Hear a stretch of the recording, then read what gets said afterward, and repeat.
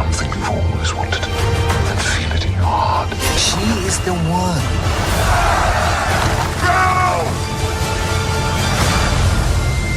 ये कहानी है फ्रांस के एक राजा की, जो कि अपने घमंड में चूर था, जिसे ना तो अपनी प्रजा की कोई चिंता थी और ना ही अपने राज्य की। और ये राजा हर वक्त बस अपनी अय्याशी में ही चूर रहता था। तभी एक दिन एक जादूगरनी बूढ़ी औरत का भेष धारण करके उसके महल में आती है, ताकि वो बाहर आ रहे तूफान से खुद को बचा सके। और वो जादूगरनी उस राजा से मदद की गुहार लगाती है, साथ ही में उसे वो तोहफे के रूप में एक गुलाब देती है। लेकिन वो राजा अपने घमंड में आकर उसकी एक नहीं सुनता है। तभी वो जादूगरनी उसे अपना असली रूप दिखाती है, जिसे देखकर वो राजा डर जाता है। और तभी वो जादूगरनी उस राजा को एक बीस्ट बनाने का श्राप देती है, साथ ही में वो उस पूरे महल को भी श्रापित कर देती है, जिसकी वजह से उस महल में काम कर रहे सभी लोग श्रापित हो जाते हैं। और साथ ही में वो जादूगरनी उस महल से जुड़ी हर याद को आसपास के सारे इंसानों के मन से गायब कर देती है। और इस श्राप को बस तभी तोड़ा जा सकता था जब कोई इंसान उस बीस्ट से सच्चा प्यार करने लगे। लेकिन ये सब तभी तक हो सकता था जब तक जादूगरनी के दिए हुए उस गुलाब का आखिरी पेटल नहीं गिर जाता, जिसके बाद वो राजा हमेशा के लिए वैसा जानवर ही बना रहेगा। अब इस घटना को हुए हुए काफी साल बीत जाते हैं, जिसके बाद फिल्म हमें सीधा ले जाती है उस महल से दूर एक छोटे से गांव में, जहां बेल नाम की एक लड़की अपने पिता मॉरिस के साथ रहती है। जहां हम देखते हैं बेल अपने गांव की सबसे समझदार लड़की है, जिसे किताबें पढ़ने का बहुत शौक है। लेकिन ये बात उस समय के हिसाब से बहुत अलग थी, क्योंकि उस समय बेल के गांव में ज्यादातर लड़कियों को पढ़ने लिखने की कोई इजाजत नहीं थी। इसके बाद हम देखते हैं कि बेल के पिता एक कारीगर हैं, जो कि अलग अलग तरह की चीजें बनाने में माहिर थे, जिन्हें बनाने के बाद वो बाजार में ले जाकर बेचा करते थे। ऐसे ही एक दिन वो अपना सामान बेचने घर से निकल पड़ते हैं, और पीछे बेल घर में अकेली है। वहां से जाते जाते बेल अपने पिता से उसके लिए एक गुलाब लाने को कहती है, जिसके लिए उसके पिता मान जाते हैं। इसके बाद हम मिलते हैं गैस्टोन से, जो कि बेल से प्यार करता है और उससे शादी करना चाहता है। लेकिन बेल उससे बिल्कुल प्यार नहीं करती है। दूसरी तरफ हम देखते हैं मॉरिस को, जो कि बाजार की तरफ जाते जाते रास्ता भटक जाता है। तभी उसे एक रास्ता दिखता है, जिस पर चलते चलते वहां एकदम से बर्फ गिरना शुरू हो जाती है। और तभी कुछ भेड़िए उसके पीछे पड़ जाते हैं, और मॉरिस अपने घोड़े पर सवार होकर उन सभी भेड़ियों से बचते हुए सीधा पहुंच जाता है उस बीस्ट के महल में। जहां अंदर जाते ही हम देखते हैं कि श्राप की वजह से उस महल में काम करने वाले सभी लोग कुछ ना कुछ बन चुके हैं। जैसे कोई घड़ी बन गया है, कोई लैंप बन गया है, या कोई टीपॉट बन चुका है। और तभी जब मॉरिस एक कप को उससे बात करते हुए देखता है, तो वो वहां से डर कर सीधा भागना शुरू कर देता है। लेकिन महल के बाहर जाते ही उसे कुछ गुलाब दिखते हैं, जिसके बाद वो एक गुलाब अपनी बेटी के लिए ले जाने की कोशिश करता है। और तभी उस महल का बीस्ट वहां आ जाता है और मॉरिस को पकड़ लेता है। इसके बाद हम देखते हैं मॉरिस का घोड़ा उस बीस्ट को देखकर वहां से भाग जाता है, और भागते भागते वो सीधा पहुंच जाता है बेल के पास, जहां उस घोड़े को अकेला देखकर बेल को अपने पिता की फिक्र होने लगती है। जिसके बाद वो उस घोड़े पर सवार होकर अपने पिता को ढूंढने निकल जाती है, जहां वो घोड़ा बेल को सीधा उसी महल में ले जाता है जहां उसने बेल के पिता को आखिरी बार देखा था। इसके बाद बेल वहां पहुंचकर उस महल के अंदर जाती है, जहां उसे पता चलता है कि उस बीस्ट ने उसके पिता को सिर्फ एक गुलाब चुराने के लिए जिंदगी भर जेल में रहने की सजा दी है। तभी वो बीस्ट वहां आता है और बेल उसे जेल का दरवाजा खोलने को बोलती है, ताकि वो आखिरी बार अपने पिता को गले लगा सके। लेकिन मॉरिस को गले लगाते लगाते बेल अपने पिता को जेल से बाहर धक्का देकर खुद उस जेल में बंद हो जाती है और अपने पिता को आजाद कर देती है। जिसके बाद वो बीस्ट मॉरिस को वहां से ले जाकर महल के बाहर फेंक देता है। इसके कुछ समय बाद हम देखते हैं एक लैंप को, जिसका असली नाम ल्यूमियर था, जो वहां आकर बेल की जेल का दरवाजा खोल देता है। ल्यूमियर के साथ साथ वहां एक घड़ी जिसका नाम कॉक्सवर्थ था, वो भी वहां आ जाता है। इन दोनों को देखकर बेल पहले तो डर जाती है, लेकिन थोड़ी देर में बेल का सारा डर चला जाता है। इसके बाद वो दोनों बैल को उस कमरे तक लेकर जाते हैं, जो कि एक बहुत सुंदर कमरा था। और वहाँ बैल की मुलाकात एक और चीज से होती है, जिसका असली नाम तो गार्डरोब था, लेकिन श्राप की वजह से वो एक कबर्ड बन चुकी थी। इसके बाद हम देखते हैं कि बैल उन सभी को उस रूम से जाने के बाद कपड़ों की रस्सी बनाकर उस महल से भागने का प्लान बनाती है। दूसरी तरफ हम देखते हैं कि उस महल की किचन में सभी लोग अपने राजा यानी बीस्ट के लिए खाना बनाने में लगे हुए हैं।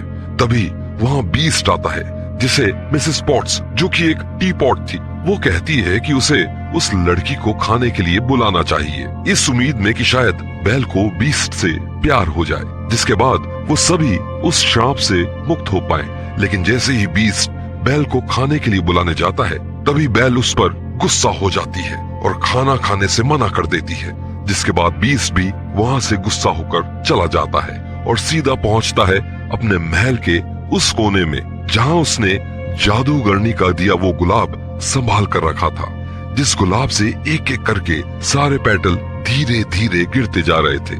इसके बाद हम देखते हैं कि मिसेस पॉट्स अपने बेटे चिप, जो कि एक प्याली बन चुका था, उसके साथ मिलकर बैल को खाने के लिए बुलाने जाता है, जिसके बाद घर के सभी लोग बैल का शाही स्वागत करते हैं, जहाँ वो बैल की ऐसी खातिरदारी करते हैं जैसी बैल ने कभी देखी नहीं थी, जहाँ वो सभी लोग बैल को खुश रखने के लिए एक डांसिंग परफॉर्मेंस भी देते हैं। और उन सभी लोगों की ये परफॉर्मेंस देखकर बैल भी खुश हो जाती है। खाना खाने के तुरंत बाद हम देखते हैं बैल महल के उस कोने में जाती है जहाँ उस जादूगरनी का दिया हुआ वो गुलाब रखा था, और जैसे ही बैल उसे छूने की कोशिश करती है, तभी वो बीस्ट वहाँ आ जाता है और उस पर बहुत गुस्सा करता है, जिसके बाद बैल भी नाराज होकर उस महल से बाहर चली जाती है। और हम देखते हैं बैल ने अपने घोड़े पर सवार होकर अपने घर की तरफ बढ़ना शुरू कर दिया है। लेकिन तभी रास्ते में भेड़िए बैल के पीछे पड़ जाते हैं और बैल पर हमला कर देते हैं। और जैसे ही एक भेड़िया बैल को मारने ही वाला था, तभी वहाँ बीस्ट आ जाता है और बैल को उन भेड़ियों से बचाता है। लेकिन उन भेड़ियों से लड़ते हुए बीस्ट काफी घायल हो जाता है, जिसके बाद बैल बीस्ट को अपने घोड़े पर बैठाकर वापस उसके महल में लेकर जाती है। दूसरी तरफ हम देखते हैं मॉरिस अपने गांव पहुंचकर सारे लोगों को उस बीस्ट की कहानी बताता है कि कैसे उस बीस्ट ने उसकी बच्ची को बंदी बना लिया है। इसलिए वो चाहता है कि वहाँ के सभी लोग उसकी मदद करें, लेकिन उसकी मदद करने कोई सामने नहीं आता। तभी गैस्टोन मॉरिस की मदद करने महल की तरफ उसके साथ चलता है, लेकिन गैस्टोन ने ऐसा सिर्फ इसलिए किया था क्योंकि वो मॉरिस से उसकी बेटी का हाथ मांगना चाहता था। अब वो सभी जंगल से होते हुए उस महल की तरफ जा रहे थे कि तभी हम देखते हैं मॉरिस को महल का रास्ता नहीं मिल पा रहा है, जिसकी वजह से गैस्टोन गुस्सा हो जाता है और उन दोनों के बीच कहासुनी हो जाती है। जिसके बाद गैस्टोन गुस्से में आकर मॉरिस को पंच मारकर बेहोश कर देता है और मॉरिस को रस्सियों से बांधकर वहां से चला जाता है ताकि भेड़िए रात को आकर मॉरिस को खा जाए। इसके बाद अगले दिन की सुबह होती है और हम देखते हैं कि मॉरिस अब भी भेड़ियों से बचा हुआ था। तभी वहाँ एक औरत आती है जिसका नाम एगेथा था, जो उसकी रस्सियां खोलकर उसे अपने घर लेकर जाती है, जहाँ मॉरिस बाहरी ठंड से बच पाता है। दूसरी तरफ हम देखते हैं बेल बीस्ट का अच्छे से ख्याल रख रही है और उसकी हर प्रकार से मदद करने की कोशिश कर रही है। तभी बेल को घर के लोगों से पता लगता है कि अगर उस गुलाब का आखिरी पेटल भी गिर गया तो वो राजा हमेशा के लिए बीस्ट ही बना रह जाएगा। साथ में घर के भी बाकी सभी लोग अपने असली रूप में कभी वापस नहीं आ पाएंगे। इसके बाद हम देखते हैं अब धीरे धीरे बीस्ट और बेल के बीच सब नॉर्मल होने लगा था और धीरे धीरे वो एक अच्छे दोस्त बनने लगे थे। तभी बीस्ट बेल को उस महल की लाइब्रेरी में लेकर जाता है और क्योंकि बेल को किताबें पढ़ना बहुत अच्छा लगता था, इसी वजह से वो इतनी सारी किताबें एक साथ देखकर बहुत खुश हो जाती है।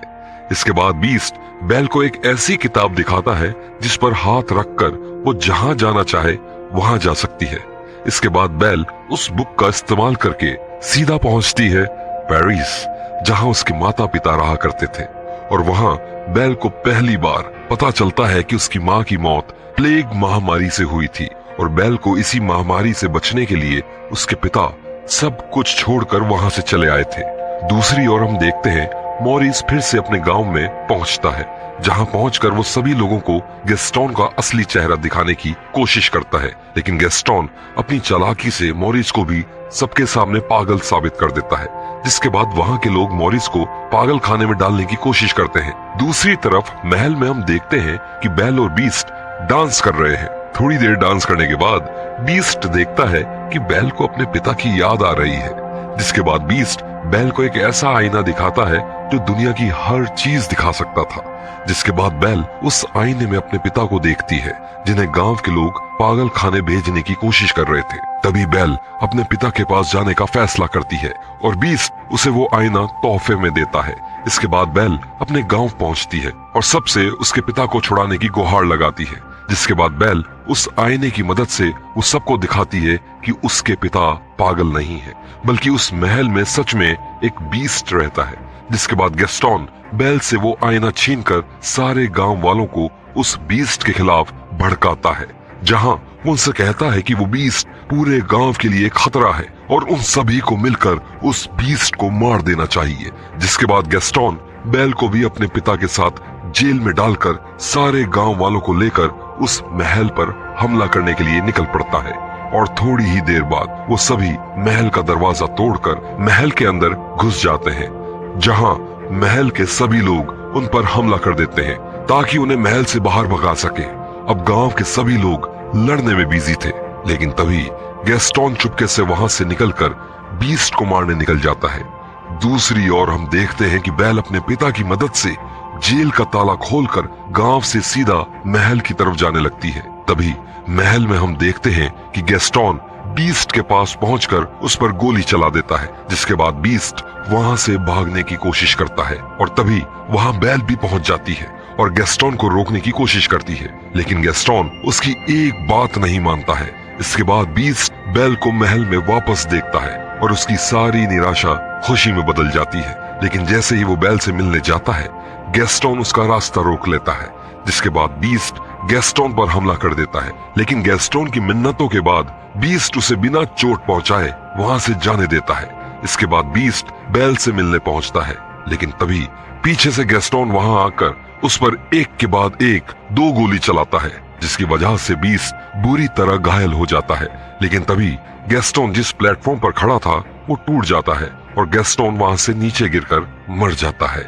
दूसरी तरफ हम देखते हैं कि बीस्ट अपनी आखिरी सांसें बेल के सामने ले रहा है और तभी जादूगरनी के दिए उस गुलाब का आखिरी पेटल भी टूटकर गिर जाता है। जिसके बाद बीस्ट के साथ साथ महल के सभी लोग भी हमेशा के लिए वैसे ही रहने वाले थे। बीस्ट की ये हालत देखकर बेल बहुत रोने लगती है और ये भी मान लेती है कि उसे बीस्ट से प्यार है। और तभी वहां एगेथा पहुंचती है और हमें पता चलता है कि वो और कोई नहीं बल्कि वही जादूगरनी है जिससे ये कहानी की शुरुआत हुई थी। इसके बाद एगेथा उस बीस्ट को फिर से वही राजा बना देती है जो वो पहले कभी हुआ करता था और वो राजा पहली बार अपने असली रूप में बेल से मिलता है। इसके बाद हम देखते हैं कि अब धीरे धीरे करके उस पूरे महल की चमक वापस आने लगी है और जिसके बाद उस महल के भी सभी लोग एक एक कर अपने असली रूप में वापस आने लगते हैं और धीरे धीरे सारे गांव की भी यादें वापस आ जाती हैं और वो सभी उनको पहचान लेते हैं। इन सब चीजों के बाद वहां एक बड़ी पार्टी का आयोजन किया जाता है और जहां बेल और वो राजा खुशी खुशी बाकी सभी के साथ डांस करते हैं।